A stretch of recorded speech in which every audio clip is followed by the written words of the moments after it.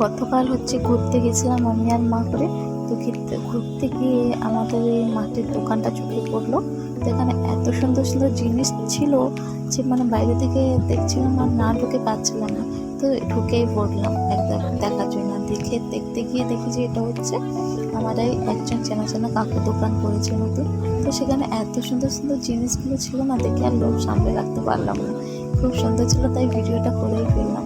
কত রকমের বটল ছিল, তারপরে ছিল মাটির কলসি, ট্যাপওয়ালা, তারপর নানা রকমের মানি প্ল্যান্ট লাগানোর এই যে টপগুলো ছিল, কত সুন্দর টেরাকোটার এই যে মূর্তিগুলো ছিল, দারুণ দারুণ জিনিসপত্র।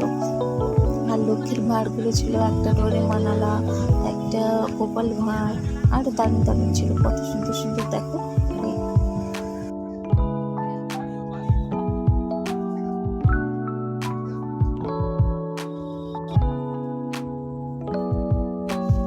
আর সেখান থেকে আমরা এই পুজোটা কিনে এনেছি সেটা, আর কিনে এনেছি ও এটাতে আবার চাপা দেওয়া আছে, কিন্তু কিনে এনেছি এই মানি প্ল্যান্ট লাগানোর একটা টব, ছোট্ট যে টবগুলো ঘরের কোনাতে রাখা যাবে সেগুলো দেখে। আর কিনেছি এই মাটির জলের বোতলটা। তো কেমন হয়েছে অবশ্যই কমেন্ট করে জানবো।